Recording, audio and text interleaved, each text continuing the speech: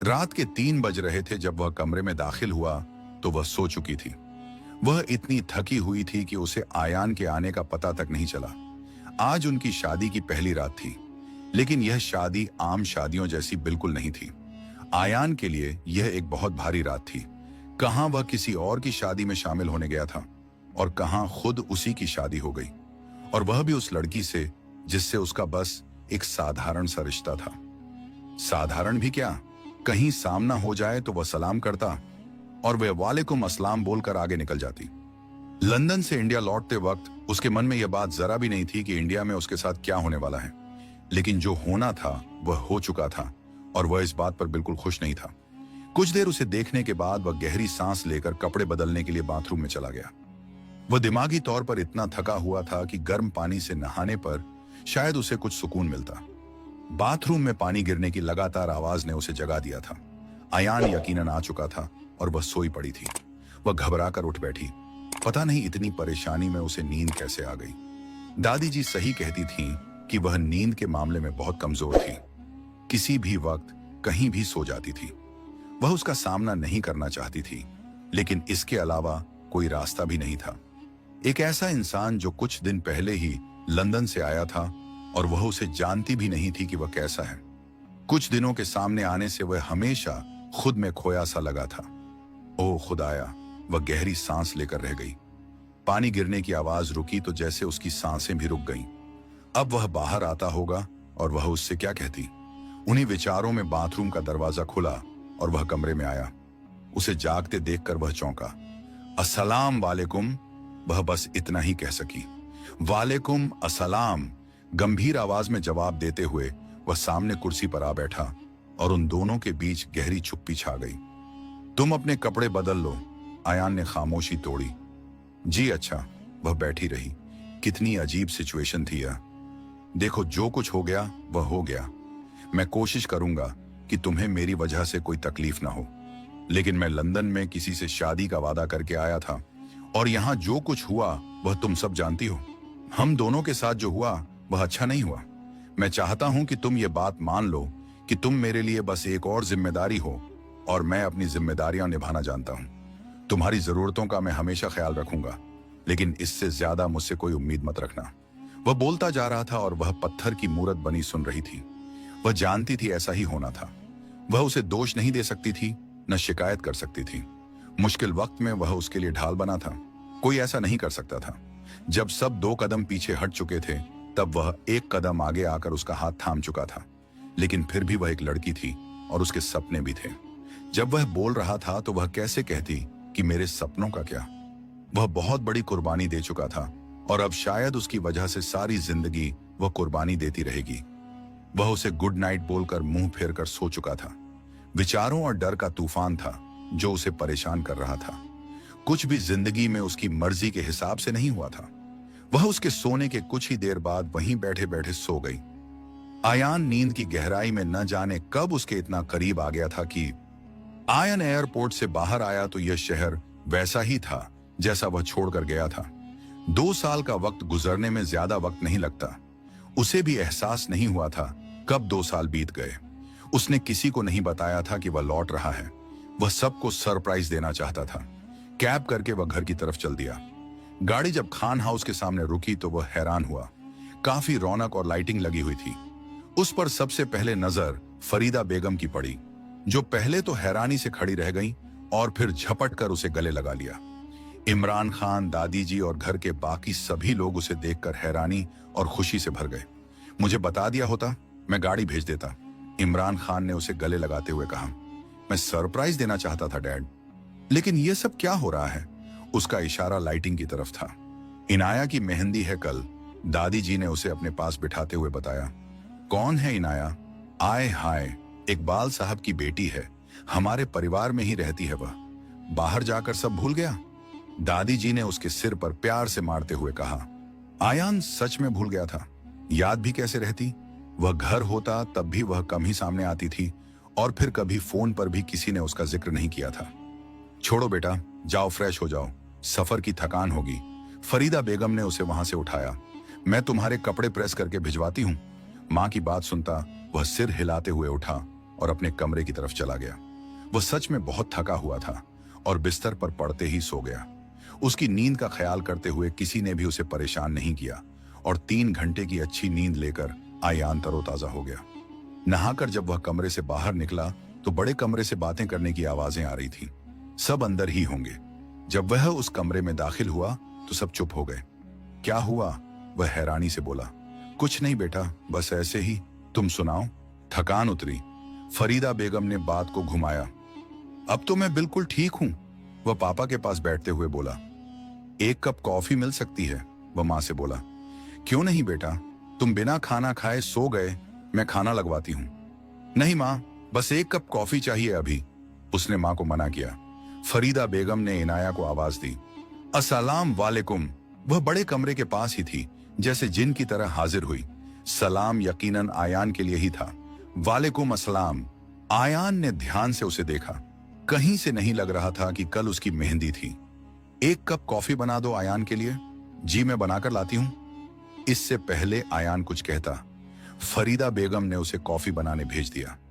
मैं उनकी इस बेकार मांग को पूरा नहीं कर सकता। कौन सी मांग अब्बू? वह भी उनकी बात की तरफ ध्यान देने लगा। यार शादी की बात हो रही है। इमरान खान ने गहरी सांस भरी। तो क्या मसला है अब्बू? आयान ने पूछा। अरे बेटा, बस जहां इनाया की शादी हो रही है, लड़के वाले गाड़ी की मांग कर रहे हैं। तो क्या हुआ, दे दो। इतनी परेशानी किस लिए? बात गाड़ी की नहीं है आयान। पहले इस बारे में उनसे कोई बात नहीं हुई थी। वह मना भी करते तो मैं दे देता, लेकिन उन्होंने मेहंदी से 1 दिन पहले गाड़ी मांगी है, इसीलिए मुझे अच्छा नहीं लगा। मुझे पहले ही लगा था कि यह लोग मुझे ठीक नहीं लगे। दादी जी भी आज पहली बार बोल ही पड़ी। कोई बात नहीं दादी जी, परेशान मत हो, एक गाड़ी की बात है, देने में क्या बुराई है? आयान ने दादी जी का हाथ थपथपाते हुए कहा। वैसे लड़का क्या करता है दादी जी? कहीं नौकरी करता है? दादी जी ने होंठ सिकोड़े तो आयान इमरान खान की तरफ देखने लगा। मुझे इतना पता नहीं, तुम्हारी मां ने ही रिश्ता तय किया है। यकीनन कोई अच्छा काम करता होगा, उन्होंने कंधे उचकाते हुए कहा। अरे बेटा, तुम किस चक्कर में पड़ रहे हो? मैंने रिश्ता देखभाल कर किया है, इन सब बातों को छोड़ो। तुम अपना सुनाओ, कैसे दिन गुजरे? फरीदा बेगम ने बात बदल दी।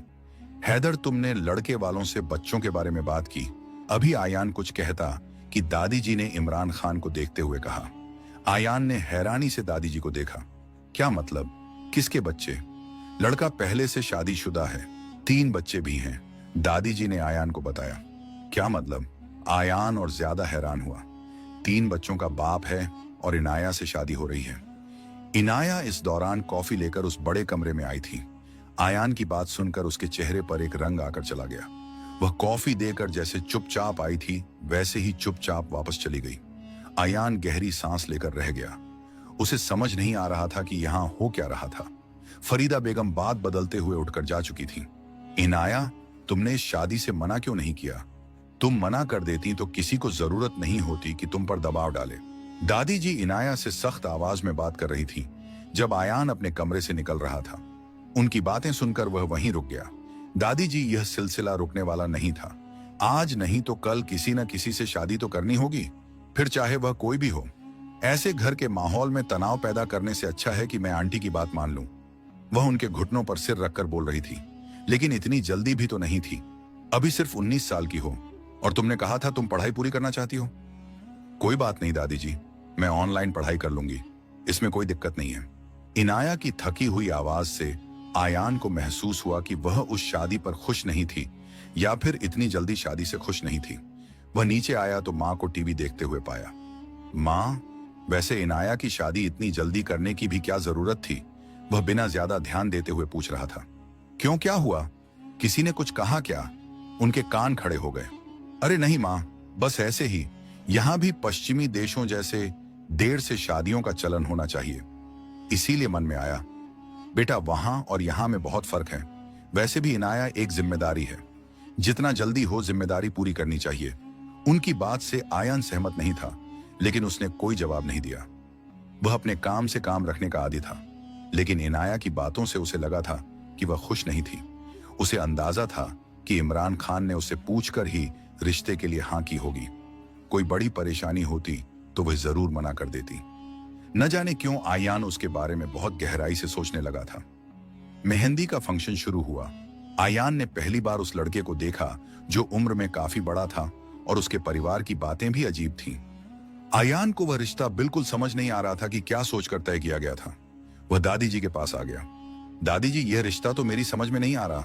वह उनके पास बैठते हुए बोला, तुम्हारी माँ की जिद थी, क्या कर सकते हैं हम। ऊपर से इनाया ने भी हाँ कर दी तो मुझे भी चुप रहना पड़ा। वह भी जैसे भरी बैठी थी। आयान ने दूर से स्टेज पर बैठी इनाया को देखा। कहां वह खूबसूरत छोटी सी कोमल सी लड़की और कहां उसके साथ बैठा उम्रदराज आदमी। आयान को बहुत बुरा लगने लगा और इनाया पर गुस्सा भी आया कि ऐसी भी क्या मजबूरी थी जो उस इंसान से शादी करनी पड़ी।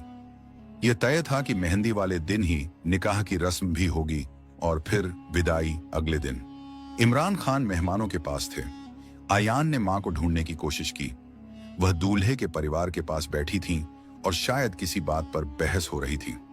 आयान ने उनके चेहरे से माहौल का अंदाजा लगाया था। अब फरीदा बेगम साड़ी का पल्लू संभालते हुए उठी और इमरान खान की तरफ बढ़ते हुए उन्हें कान में कुछ कहा और एक तरफ ले गईं। आयान भी उनके पीछे आया था। वह कह रहे हैं, निकाह से पहले ही लड़की के लिए किसी अच्छी जगह पर मकान दिलवाएं। मां की आवाज आयान के कानों में पड़ी। इमरान खान का गुस्से से खून उबल उठा। तुम ये रिश्ता कहां से लेकर आई हो? निकाह का वक्त हो चुका है और अब ये नई मांग छोड़ रहे हैं। इमरान खान गुस्से में बोले, मुझे क्या पता था कि ऐसे होंगे। फरीदा बेगम भी धीरे से बोली, जब तुम्हें नहीं पता था तो ऐसा रिश्ता जोड़ने से पहले पता करना था कि वह कैसे लोग हैं। इमरान खान का गुस्सा किसी तरह कम नहीं हो रहा था। एक काम करते हैं, इकबाल साहब का मकान जो इनाया के नाम है वही लड़के के नाम कर दें। आखिर रहेगी तो इनाया ही ना। मां की बात सुनकर आयान को यकीन नहीं आया कि वह ऐसी बात कर सकती हैं। अच्छा, और कल को वह कहें कि एक कारखाना भी लगा दो या अपना कारखाना ही दे दो तो क्या करेंगे?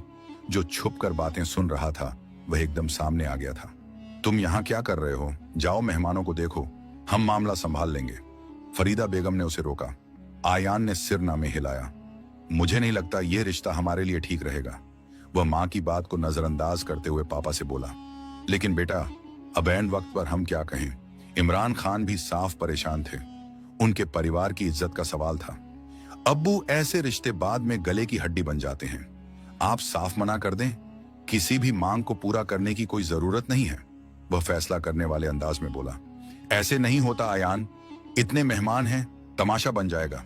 तमाशा कोई नहीं बनेगा, बस साफ साफ बता दो इन्हें। ऐसी घटिया सोच वाले लोग जिन्हें तमीज और अदब का पता ही नहीं, इनसे रिश्ता ना हो तो अच्छा है। इमरान खान ने गहरी सांस ली। लेकिन मैं जो बोल रही हूं वह बहुत हो गया, मैं खुद बात करता हूं उनसे। इमरान खान ने हाथ उठाते हुए सख्ती से रोका तो आयान ने भी सहमति में सिर हिलाया, जबकि फरीदा बेगम होंठ भींच कर रह गईं। और फिर वही हुआ।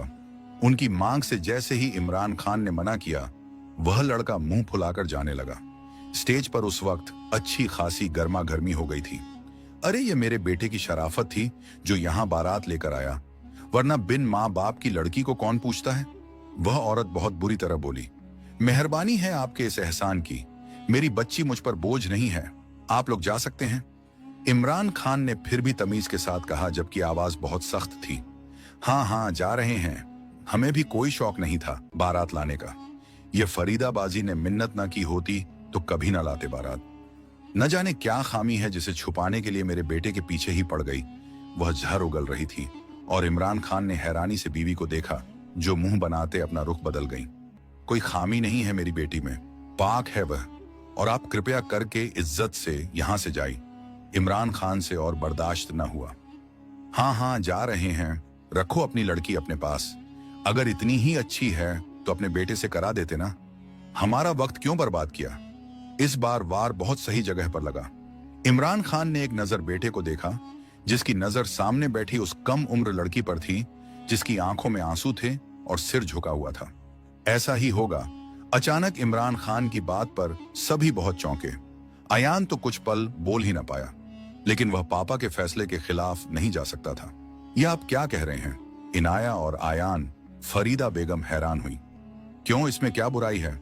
वह माथे पर बल डाले बोले, और आप लोग अभी तक यहीं खड़े हैं, जा सकते हैं यहां से, क्योंकि थोड़ी देर में मेरे बेटे का निकाह इनाया से होगा। इमरान खान बिल्कुल पक्के अंदाज में बोले, कि दोबारा किसी को बोलने की जरूरत न हुई।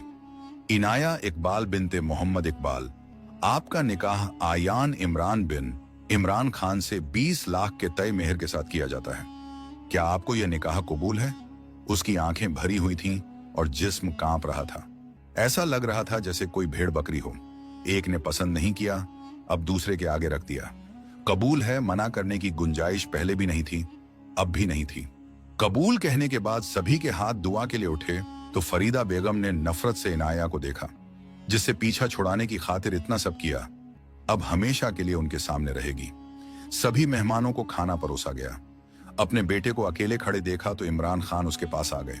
नाराज तो नहीं मुझसे? वह बेटे का हाथ थामते बोले। ऐसा क्यों सोचते हैं अब्बू? वह अपने मन से सब निकालते उनकी तरफ मुड़ा। पता नहीं डर लग रहा है कि तुम्हारे और इनाया के साथ ज्यादती तो नहीं कर गया। बिना दोनों की राय लिए यह निकाह करवा दिया। वह दिल की बात जबान पर ले आए। अब्बू अगर एतराज होता तो कबूल है ना कहता। वह मुस्कुराकर उनके दिल का बोझ हल्का कर गया। हमेशा खुश रहो बेटा, मुझे पूरा यकीन है कि इनाया तुम्हारे लिए एक बेहतरीन हमसफर साबित होगी। बहुत समझदार और नेक बच्ची है। अल्लाह तुम दोनों को नेक नसीब करे। आमीन। वह उन्हें दुआ दे रहे थे और आयान मुस्कुरा दिया क्योंकि उसके अब्बू खुश थे। रात के 3 बज रहे थे जब वह कमरे में दाखिल हुआ तो वह सो चुकी थी। वह इतनी थकी हुई थी कि उसे आयान के आने का पता तक नहीं चला। आज उनकी शादी की पहली रात थी, लेकिन यह शादी आम शादियों जैसी बिल्कुल नहीं थी। आयान के लिए यह एक बहुत भारी रात थी। कहां वह किसी और की शादी में शामिल होने गया था और कहां खुद उसी की शादी हो गई, और वह भी उस लड़की से जिससे उसका बस एक साधारण सा रिश्ता था। साधारण भी क्या, कहीं सामना हो जाए तो वह सलाम करता और वह वालेकुम अस्सलाम बोलकर आगे निकल जाती।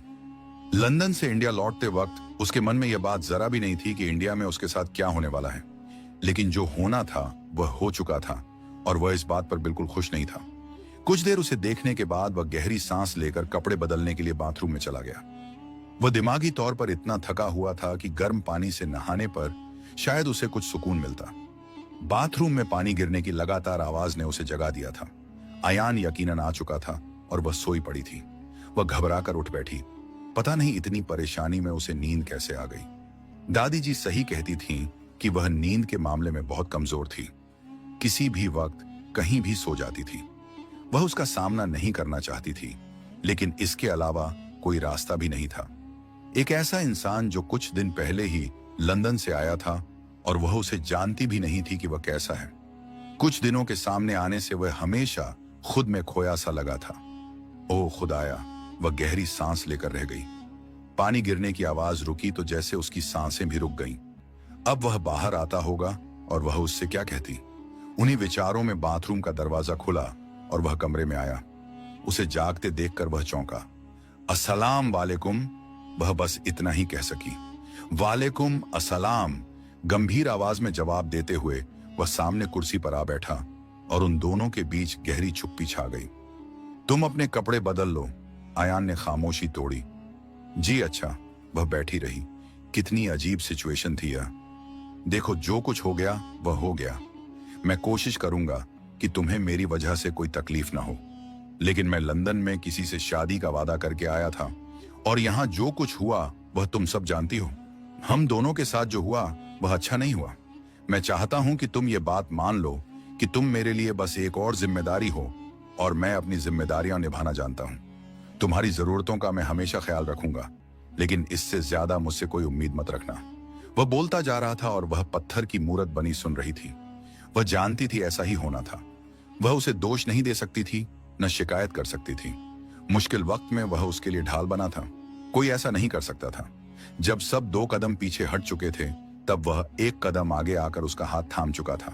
लेकिन फिर भी वह एक लड़की थी और उसके सपने भी थे। जब वह बोल रहा था तो वह कैसे कहती कि मेरे सपनों का क्या। वह बहुत बड़ी कुर्बानी दे चुका था और अब शायद उसकी वजह से सारी जिंदगी वह कुर्बानी देती रहेगी। वह उसे गुड नाइट बोलकर मुंह फेर कर सो चुका था।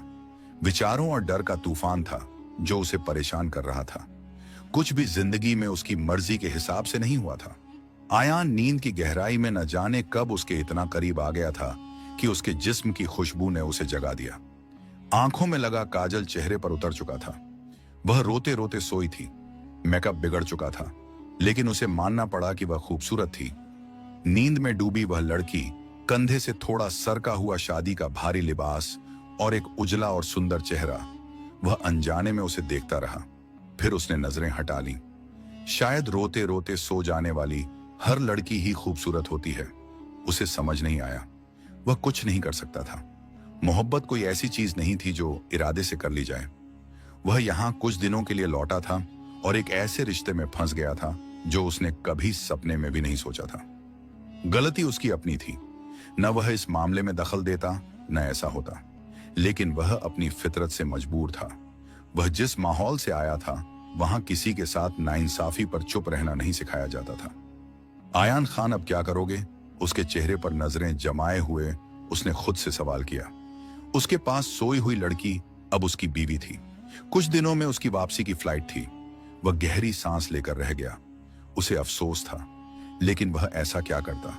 सब कुछ इतना अचानक हुआ था कि वह खुद हैरान था, और ऐसे में वह यही जवाब दे सकता था। अचानक उसने करवट बदली और उसका बाजू अपने सिर के नीचे कर लिया। आयान ने एक नजर उसे देखा।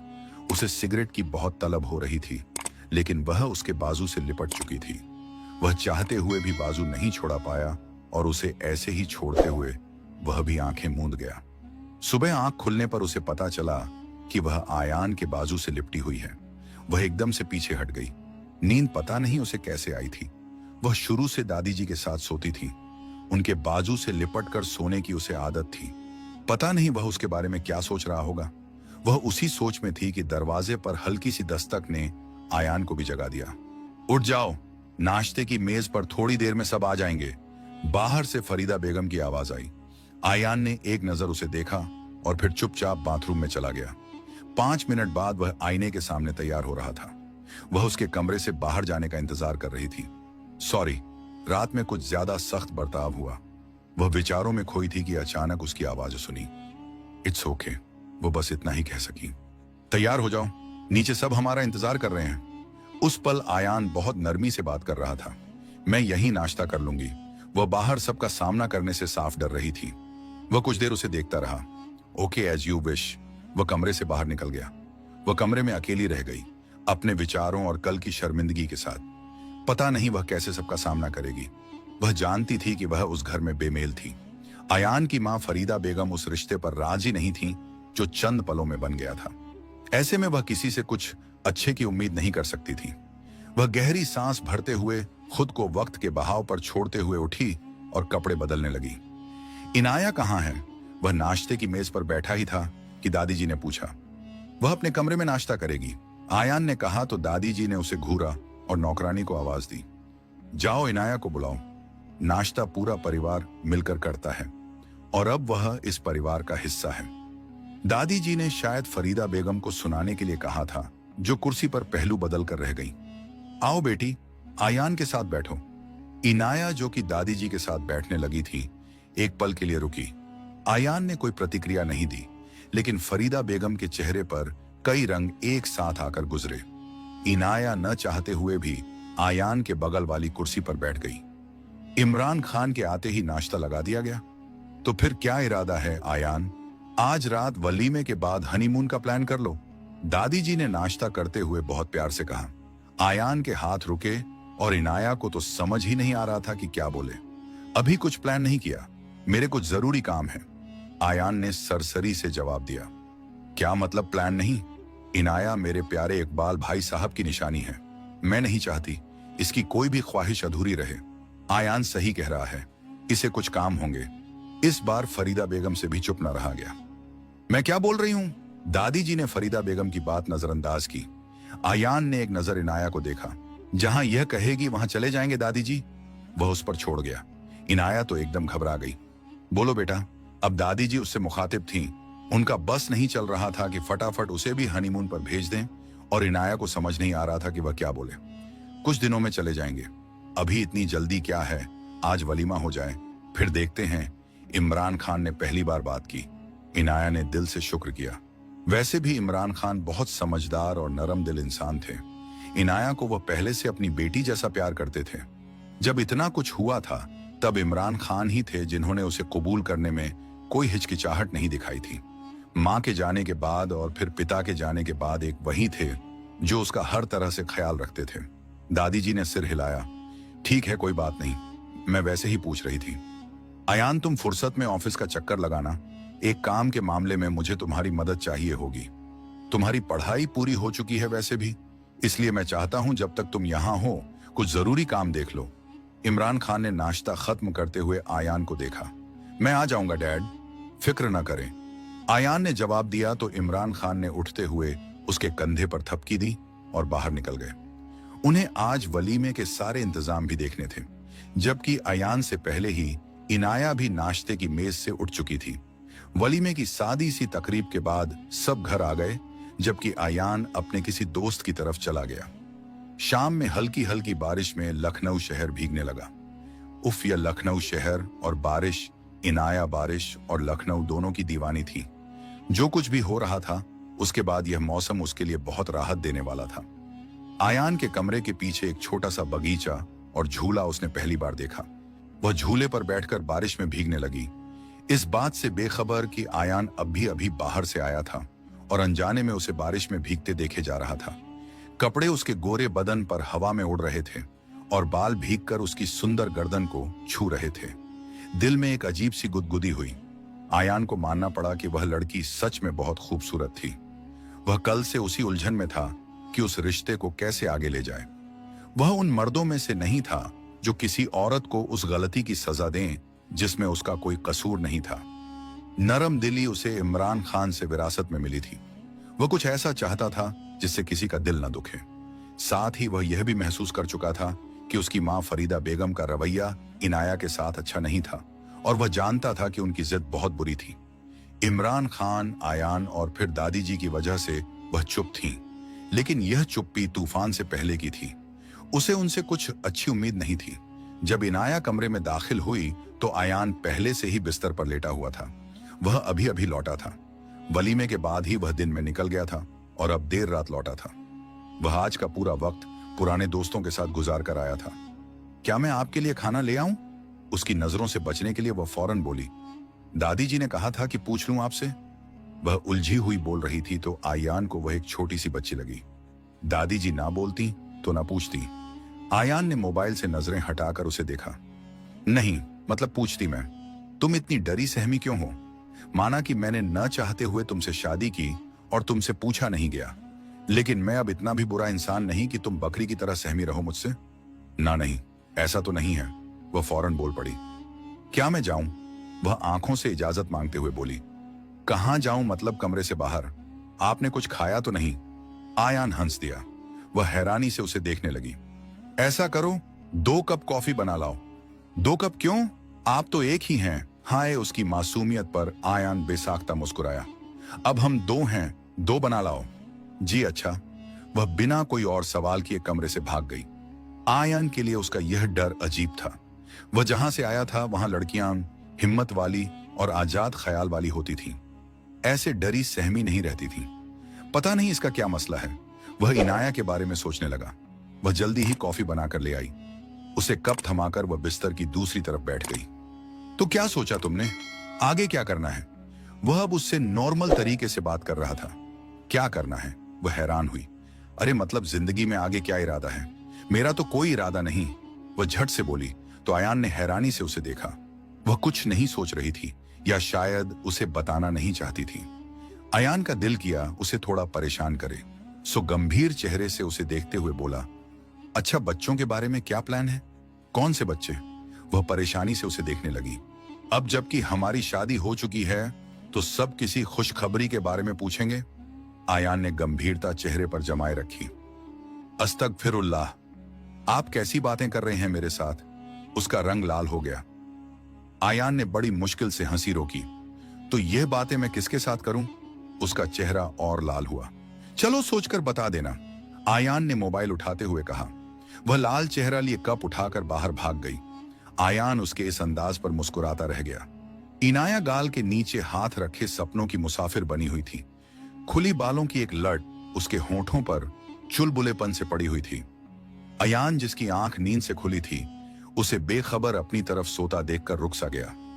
उसकी नजरें उसके होंठों से गर्दन और फिर नीचे की तरफ जाने लगीं, तो उसने खुद को रोका। उसने अपनी नजरें काबू में रखते हुए हाथ बढ़ाकर उसके होंठों पर शरारत करती बालों की एक लट को हटाया, और ठीक उसी वक्त इनाया की आंख खुली और उसने एक जोरदार चीख मारी।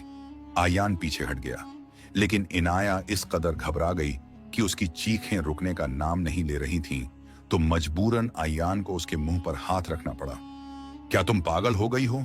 आयान घबरा गया था। सब सोए हुए होंगे, तुम ऐसे चिल्ला रही हो जैसे पता नहीं कौन सी मुसीबत आ पड़ी हो, वह नाराज होकर बोला। आप क्या करने की कोशिश कर रहे थे मेरे साथ? इनाया ने झटके से उसका हाथ होठों से हटाते हुए कहा। मैं कुछ नहीं कर रहा था। आप कर रहे थे। क्या कर रहा था? आयान ने उसकी आंखों में देखा, जो कच्ची नींद से जागने की वजह से हल्की गुलाबी हो रही थीं। या खुदाया ये आंखें, वह खुद को रोक गया। आप मेरे साथ वो, कुछ कहते कहते रुक गई। हाँ बोलो, क्या मैं तुम्हारे साथ? वह और गंभीर आवाज में पूछ रहा था। परे हटे आप और उधर दूर होकर सोया करें प्लीज।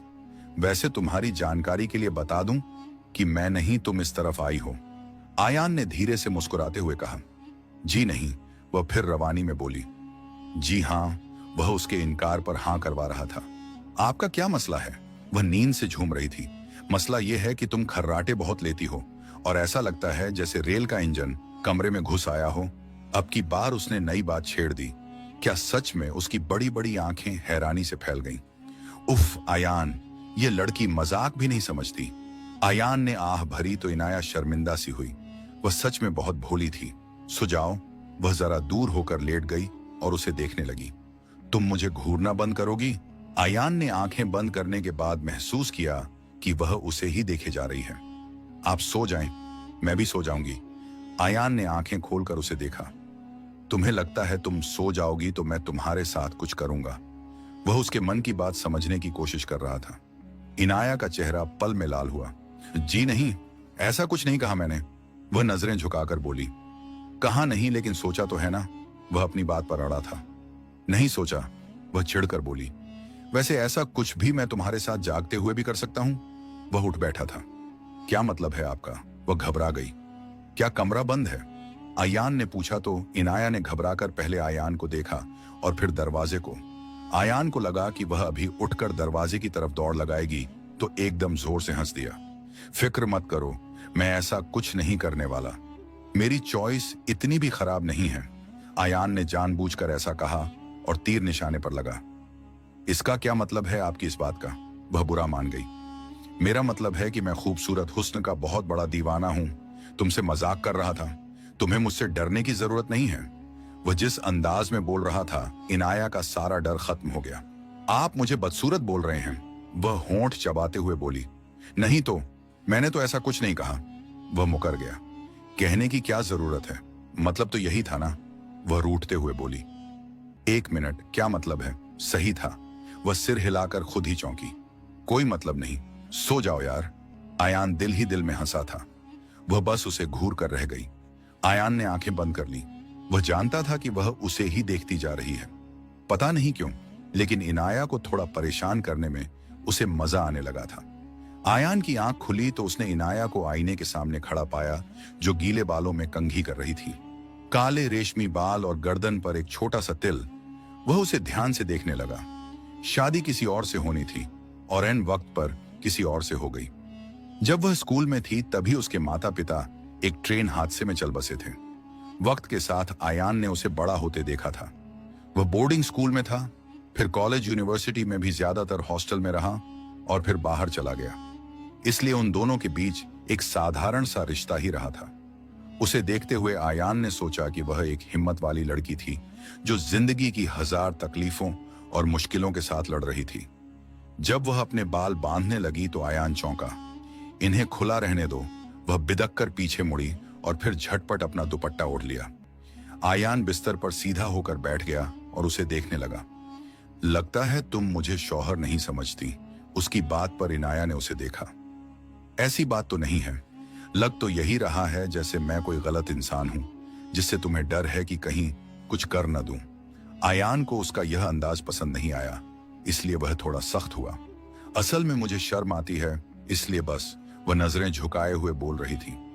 तुम एक हिम्मत वाली लड़की हो इनाया, और मैं तुम्हारी इस बात की तारीफ करता हूं, तुम्हारी हिम्मत की। मैं तुम्हारी इज्जत करता हूं, इसलिए सिर झुकाकर डरी हुई बकरी बनकर मेरे सामने मत रहा करो।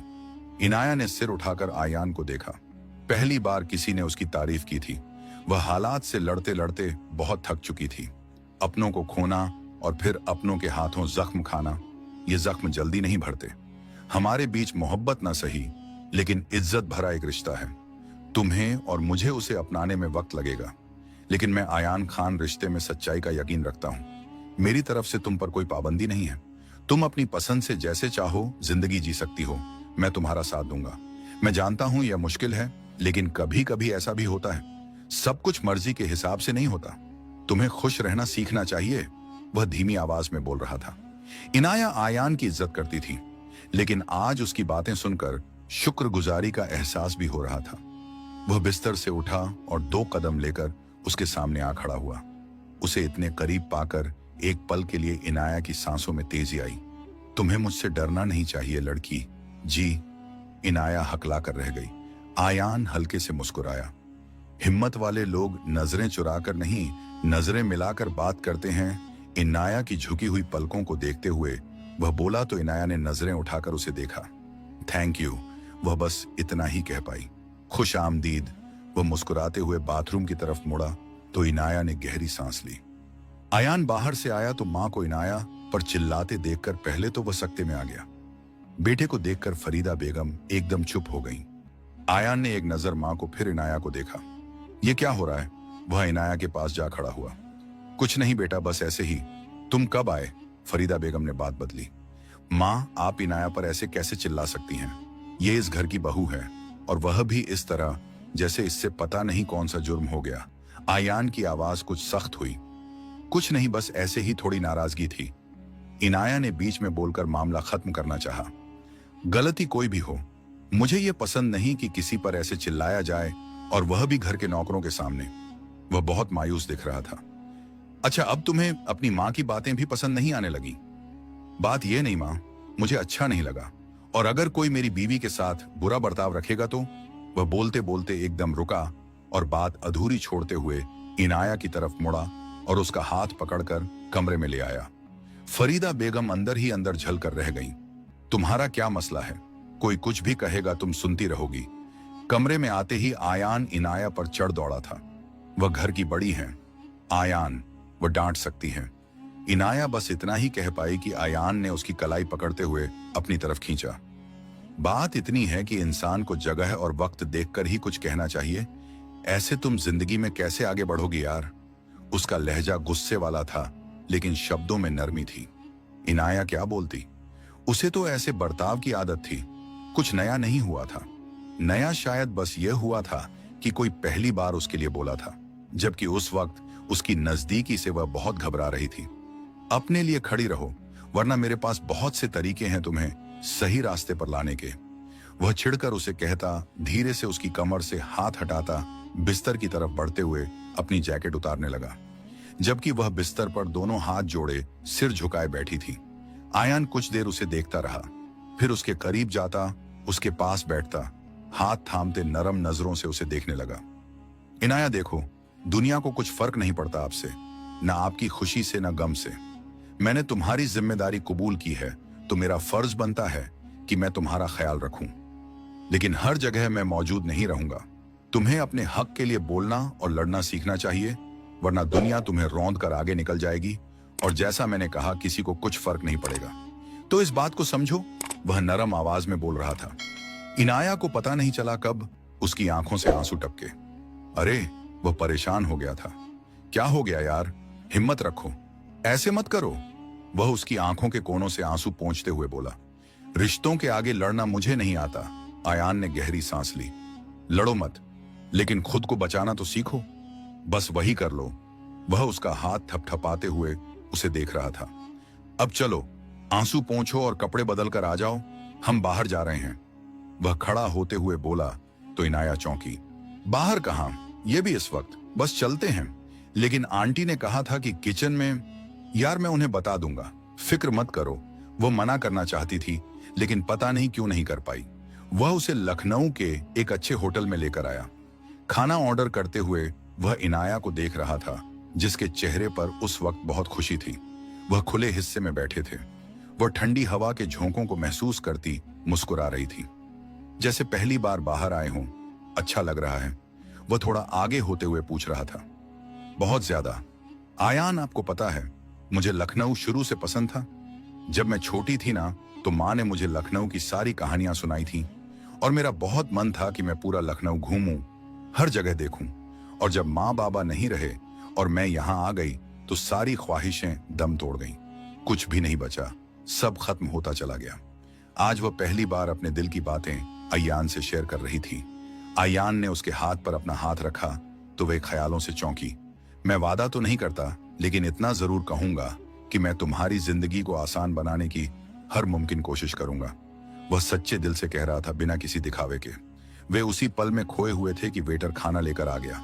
दोनों ही मुस्कुराकर हाथ पीछे कर गए। खुशनुमा माहौल में खाना खाया गया और वह उसे आज के दिन बहुत अच्छा महसूस करवाते हुए वापस लौटा। सुनो, वह सोने के लिए लेटने ही वाला था कि इनाया ने उसे बुलाया। जी सुनाएं, वह भी उसी लहजे में बोला। क्या मैं उधर सोफे पर सो जाऊं? रात भर आप मेरी वजह से परेशान होते हैं तो। वह कल वाली खर्राटों की बात पर अटकी हुई थी। मैंने कब कहा कि मैं परेशान होता हूं? वह अपनी मुस्कुराहट दबाकर बोला। वह नींद नहीं आती आपको? इनाया जी, चुपचाप बिस्तर पर आ जाइए। दूर होकर सोने के लिए शादी नहीं की। उसने अपने बिस्तर की तरफ इशारा किया। लेकिन दूरी तो रहेगी ना हमारे बीच, हमेशा। वह न जाने क्यों ऐसा बोल रही थी। ऐसा क्यों सोच रही हो? मियाँ बीवी में दूरी क्यों आने लगी? वह उठकर उसके पास आ गया ताकि जान सके उसके मन में क्या चल रहा था। आपने तो लंदन में किसी से वादा करके आए हैं, तो जाहिर सी बात है, नजदीकी भी उसी से होती है जो मनचाही हो।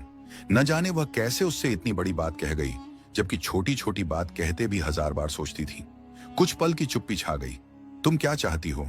क्या मैं वह वादा पूरा करूं? वह उसके बहुत करीब आता हुआ पूछ रहा था। मेरे चाहने या न चाहने से क्या होगा? वह उन्हीं कदमों पर पीछे होती चली गई। बहुत कुछ। वह फिर भी आगे बढ़ रहा था कि वह एकदम लड़खड़ाकर पीछे सोफे पर जा गिरी। आयान ने उसके दोनों तरफ बाजू रखे और उसे घेर लिया। मैंने अगर कोई वादा किया होता इनाया, तो कभी तुमसे शादी ना करता। मैंने तुम्हें बस परेशान किया था। और अगर ऐसा होता तो तुमसे बच्चों की बात क्यों करता? बच्चे? वह फिर बच्चों के जिक्र पर रुक गई।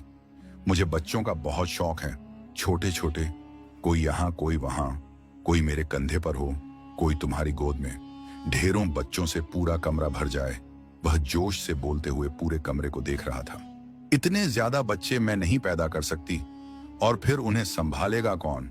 वह भी अब उसकी बात सुनकर मुस्कुरा गई। तुम बस बच्चे पैदा करना, संभालने का काम मेरा। वह उसकी कमर पर हाथ डालते हुए उसे अपने सीने से लगा गया। ये क्या कर रहे हैं? छोड़े मुझे। वह एकदम घबराई। यार, अब दूर रहकर तो बच्चे नहीं होंगे ना, पास आना पड़ेगा थोड़ा थोड़ा मुझे। वह मुस्कुराते हुए धीरे से उसके गले का दुपट्टा हटा गया। नहीं नहीं, अभी नहीं, अभी तो मैं खुद बच्ची हूं। वह घबराई।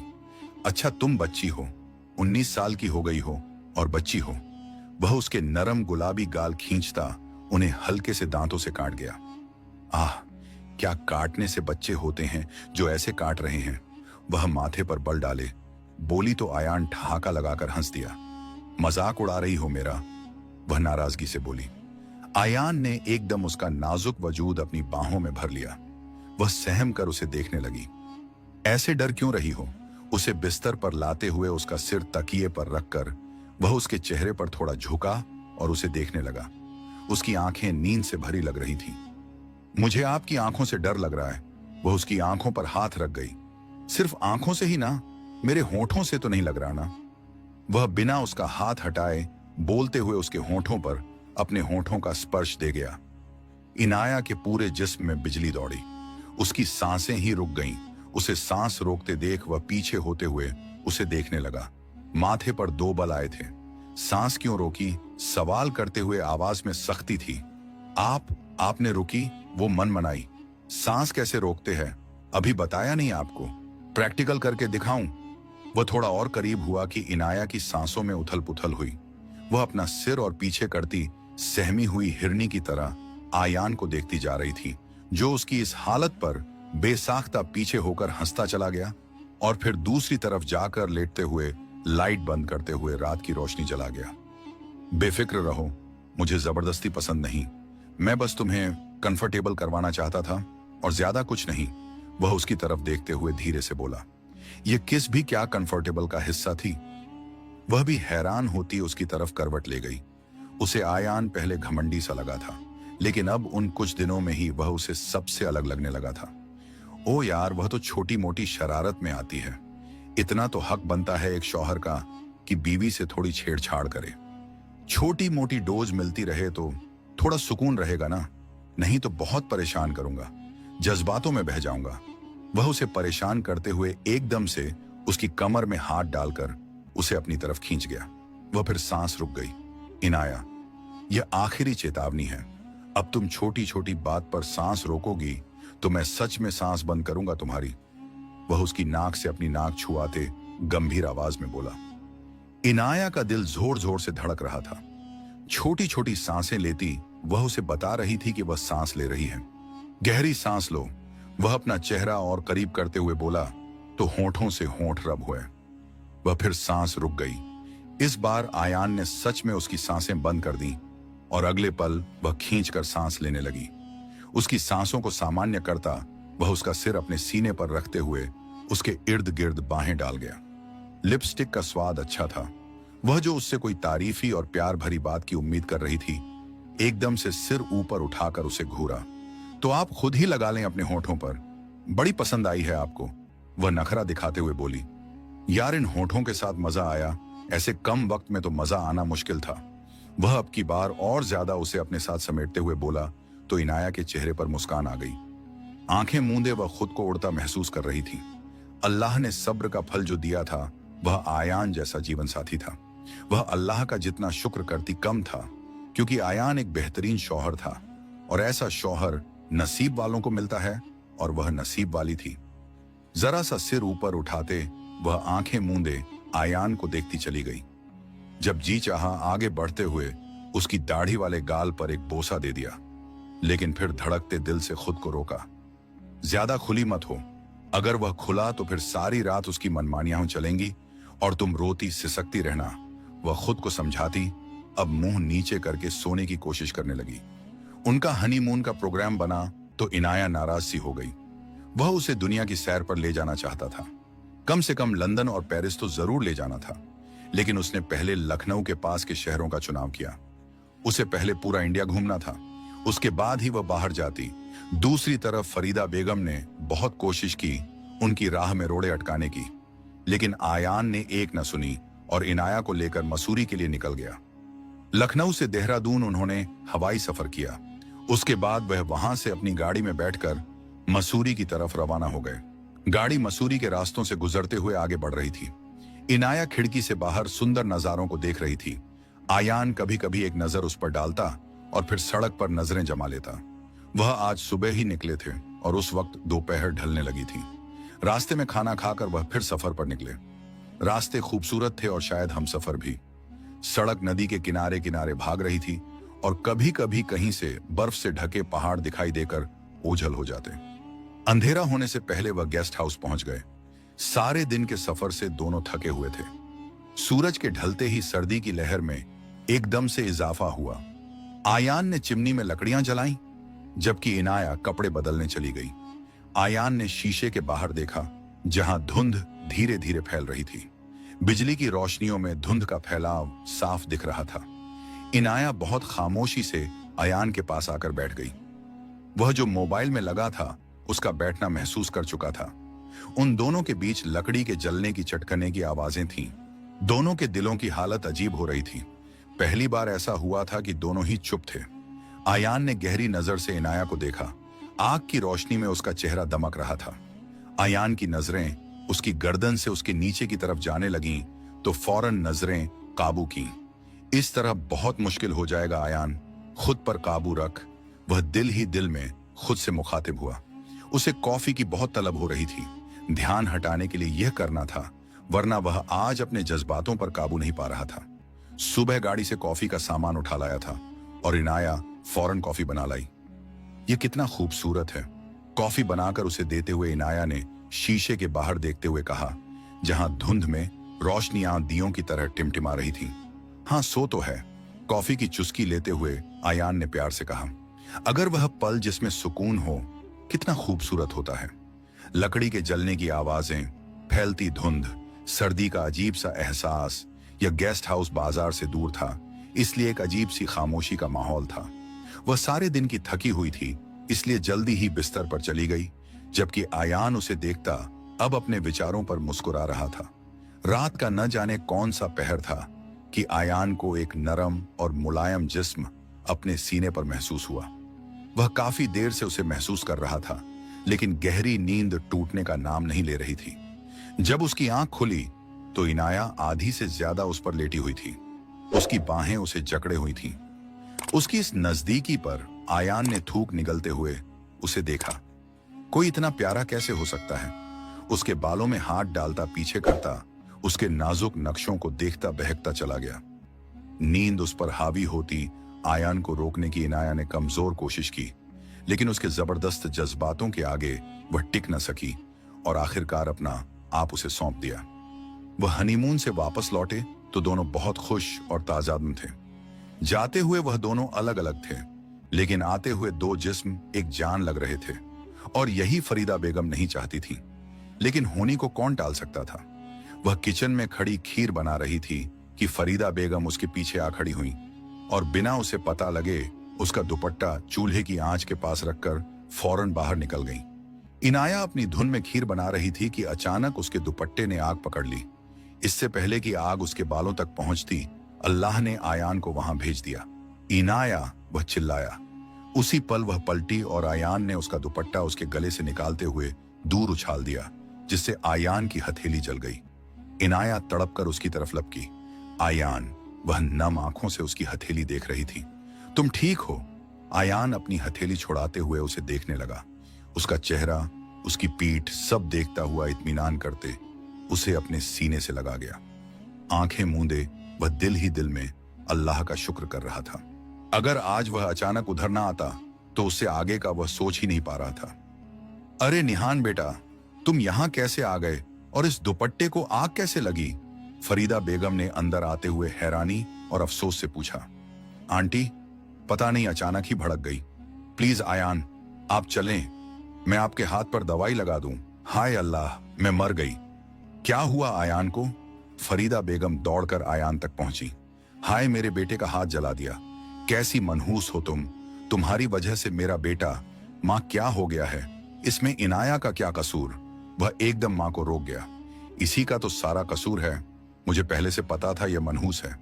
पहले माँ बाप को खा गई, फिर शादी वाले दिन अपने ही रिश्ते को खा गई, और अब तुम्हें उनकी बातें इनाया के दिल पर तीर की तरह लगी। माँ, खुदा के लिए ऐसी बातें मत करें। यह मनहूस लफ्ज बोलना ही गलत है। मैं ऐसी बातों को नहीं मानता। और रही इनाया की बात, मेरे लिए अगर वह है तो मेरी खुशनसीबी है, मेरी जिंदगी है, मेरे जीने की वजह है, मेरे होने वाले बच्चे की माँ है, जो मेरी नस्ल को, इस घर की नस्ल को आगे बढ़ाने वाली है, मेरी पूरी दुनिया है। वह एक एक लफ्जन पर जोर देते हुए बोला। उसकी सब बातों में से एक बात ने फरीदा बेगम के रोंगटे खड़े कर दिए। इनाया प्रेग्नेंट थी, मतलब वह दादी बनने वाली थी और उन्हें खबर ही नहीं थी। वह इनाया का हाथ थामे किचन से निकल चुका था, जबकि फरीदा बेगम वहीं सकते में रह गईं। ओ मेरे अल्लाह, शुक्र है कि मुझसे कुछ गलत नहीं हुआ। इनाया बच गई और मेरा पोता भी। अगर इनाया को कुछ हो जाता तो क्या मैं खुद को कभी माफ कर पाती? आखिरकार अल्लाह ने उनके दिल पर लगी मोहर भी हटा दी, और अल्लाह जब चाहे जिसे चाहे हिदायत दे दे। तकरीबन 9 महीने बाद अस्पताल के गलियारे में वह तीनों उस वक्त मौजूद थे, और कुछ ही देर में डॉक्टर ने बेटे के जन्म की खुशखबरी सुनाई और इनाया को भी पूरी तरह सुरक्षित बताया तो आयान वहीं सजदे में गिर गया। वह जो लंदन वापस जाने वाला था, लेकिन अचानक इनाया से शादी हो गई, और फिर उसका हक दिलाने की कोशिश में और इमरान खान की अचानक दिल की बीमारी ने उसके कदमों में जंजीर डाल दी और उसने लंदन को हमेशा के लिए अलविदा कह दिया। क्योंकि परदेश तो वह काट लेता, लेकिन अपनों का साथ छोड़कर जाना और अब शादी के बाद बीवी और बच्चा छोड़कर जाने को उसका मन राजी नहीं हुआ, और उसने अपने पापा का कारोबार संभाल लिया। छोटे नन्हे बच्चे को उठाता वह उसका चेहरा देखे जा रहा था जो उस वक्त नींद की गहराइयों में गुम था, जबकि इनाया भारी आंखों से उसे ही देखे जा रही थी। उसकी आंखों में एक अनजानी खुशी थी, मां बनने की खुशी। वह मुस्कुराई। अयान ने नन्हे से बच्चे को उसके पास लिटाया और थोड़ा झुकते हुए इनाया के माथे पर प्यार से बोसा दिया। बहुत बहुत शुक्रिया मेरी पूरी दुनिया। अब बस 9 बच्चे और हो जाएं, फिर सुकून आ जाए। वह जो उसके बोसे पर रूह तक खुश हो रही थी, उसकी 9 बच्चों वाली बात पर मुस्कुराते हुए उसे देखा और अगले पल आयान ठहाका लगाकर हंस दिया। अगर आपको यह कहानी पसंद आई तो अगली ये 2 कहानियां इससे भी ज्यादा इंटरेस्टिंग हैं। स्क्रीन पर दिख रही वीडियो पर क्लिक करो और अभी देखो।